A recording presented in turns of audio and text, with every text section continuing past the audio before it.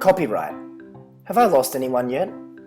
If not, allow me to entertain you for the next few minutes. Imagine you had a talent. No, I don't mean being able to tie a cherry stem with your tongue, or being able to execute the perfect face swap with your cat. I mean real talent. Someone with an abundance of real talent in the last 50 years is American singer Cher.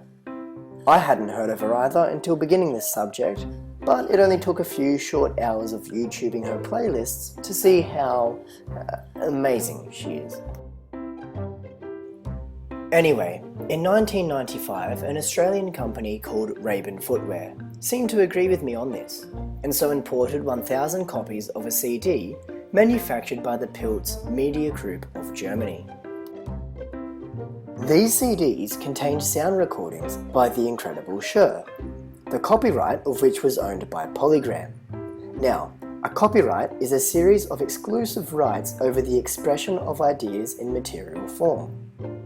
In Australia, another company was the exclusive licensee of Polygram's sound copyrights.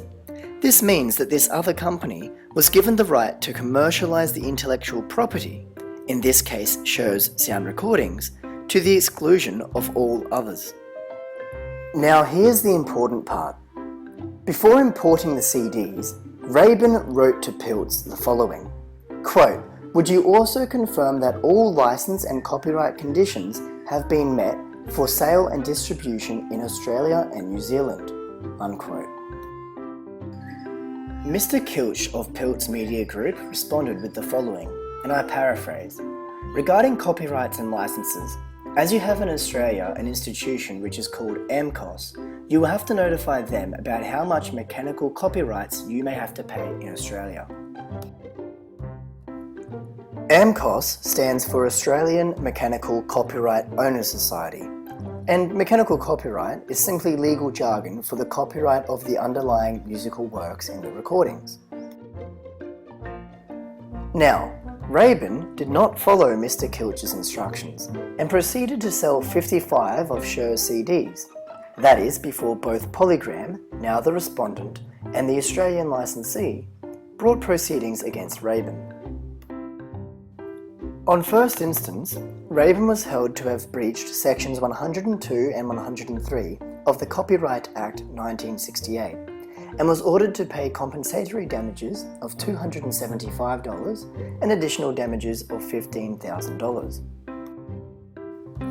Think of sections 102 and 103 as criteria to determine if someone has infringed copyright. To do so, they must 1. Import an article, for example the CD, into Australia. 2. For the purposes of, but not limited to, selling the article. 3. Without the license of the copyright owner. And 4. They knew or ought reasonably to have known that the hypothetical making of that article in Australia would be a copyright infringement. Disappointed, Raben appealed the case on the basis of criterion 4, that they did not know or ought reasonably to have known, as the sections prescribe. This is often referred to as actual or constructive knowledge. Raben was unsuccessful. All 3 judges agreed that the limited and guarded nature of Pilz's reply was more than enough for the directors at Raben to know, that is, to have actual knowledge, that making Cher CDs in Australia would be a copyright infringement. Especially notwithstanding approval by AMCOS, and therefore the importation and selling of the CDs without license was also in breach of sections 102 and 103.